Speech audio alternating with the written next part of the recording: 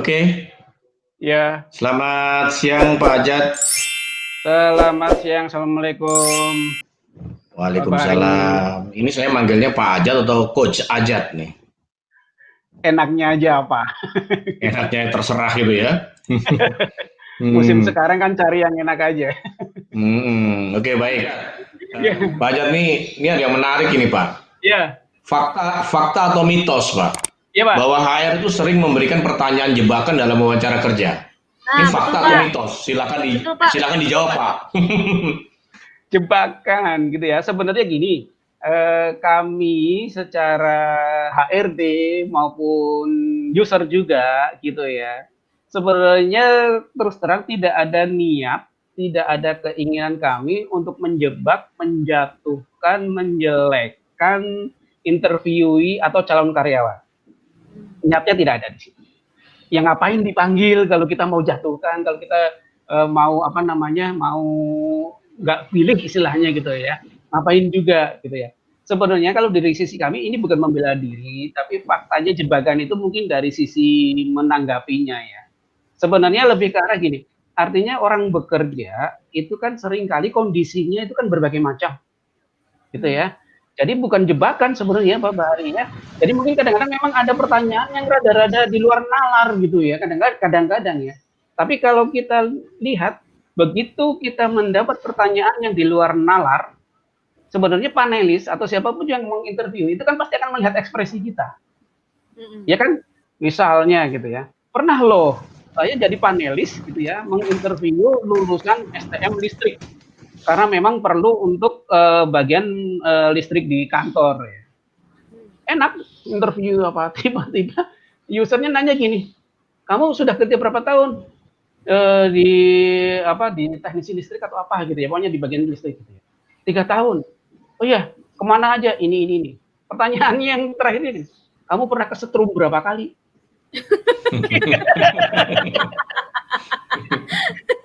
coba coba kalau kita sebagai interview, ini pertanyaan kayaknya kok nggak butuh banget gitu loh ya. Iya kan? Masa iya kesetrum ditanya-tanya gitu kayak anak TK, kamu pernah kesetrum nggak? Gitu kan ya. Tapi jangan mikir ke situ, kita netral aja. Bisa jadi kita lagi memang dicoba dicek emosi kita kayak apa menghadapi hal-hal yang mungkin tidak terduga gitu ya. Bisa juga, ya kan kalau kita tiba-tiba maaf ya, itu ya bahasa tubuh kita kayaknya kan kayak merasa kita dilecehkan atau kita tidak menghargai gitu kan, itu kan spontan ya. Jadi hati-hati teman-teman ya, kalau dibilang jebakan silahkan deh, tapi sebenarnya bukan jebakan.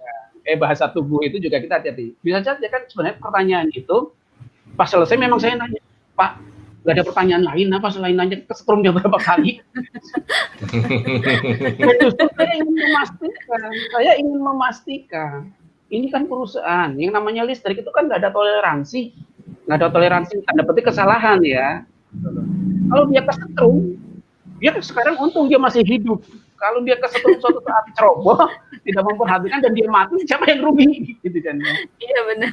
Ya, jadi jebakan sebenarnya sih enggak ya Pak Bari, tapi lebih karena memang kita akan menggunakan beberapa metode, beberapa cara, bukan menjebak sekali lagi ya, untuk melihat ketika kita ketemu langsung, terutama online juga bisa ya, melihat ekspresi, bahasa tubuh, knowledge-nya juga. Ya.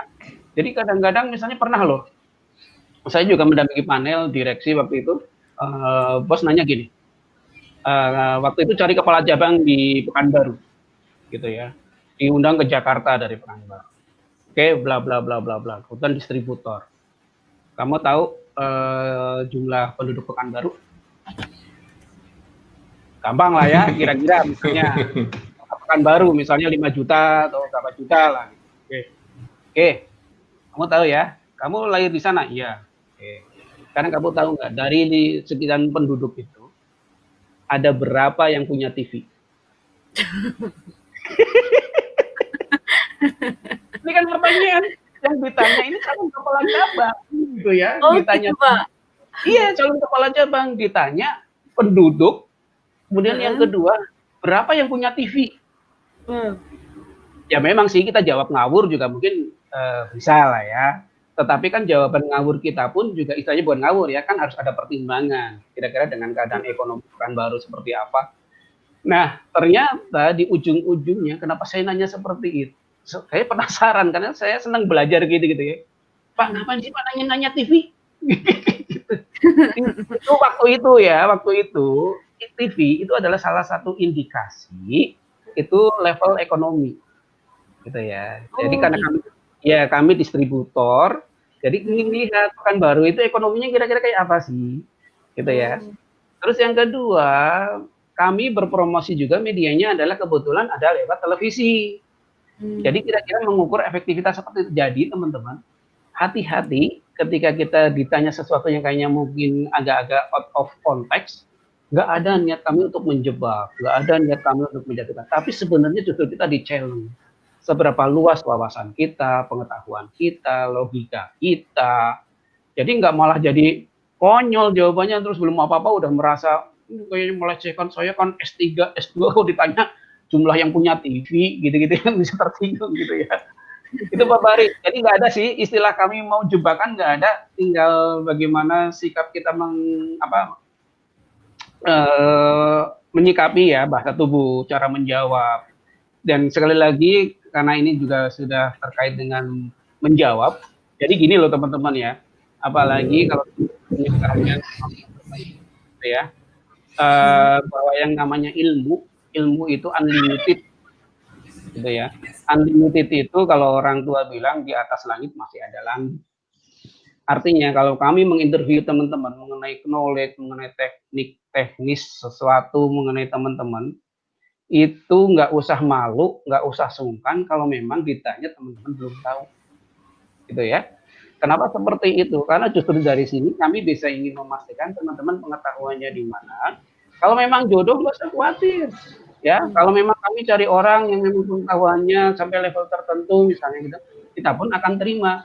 Kenapa lebih penting apa adanya? Karena pertama, kalau teman-teman nggak apa adanya gitu ya, itu bisa jadi di panelis itu misalnya teman-teman coba jawab tapi asal jawab nggak pakai logika, nggak pakai asumsi yang kira-kira nalar gitu ya.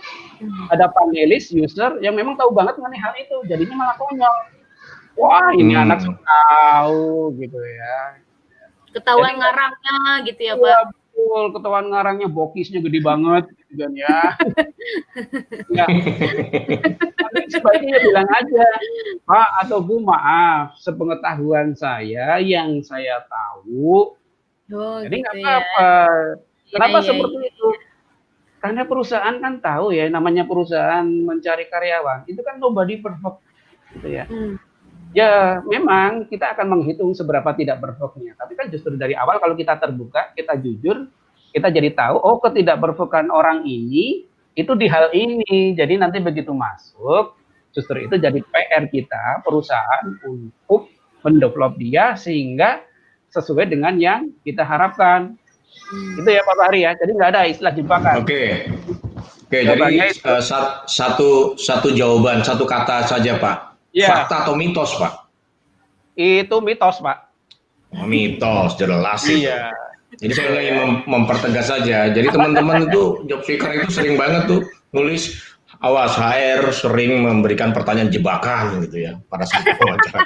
Iya iya, Nah berpikir ini positif lah. ya buat teman-teman job seeker yang sedang menonton ya, Iya, informasi ini datangnya dari teman-teman HR HR. ya. Jadi iya, memang insya memang Allah. itu mitos, Iya, tidak ada HR bertanya itu sifatnya pertanyaan jebakan, tidak ada ya. iya, Itu nggak ada, Pak. sangat sangat hiperbola ya.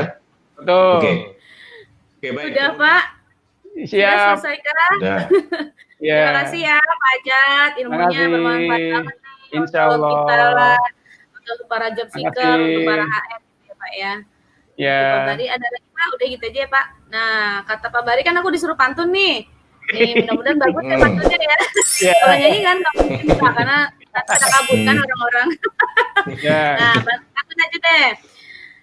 Tidur nyenyak di atas ranjang, air mengalir di kolam ikan. Live ini memang panjang, walau panjang tetap menyenangkan. Yeay! Oke. Nanti jangan kapok-kapok dihubungin Hayada Forum ya Pak ya. Ya.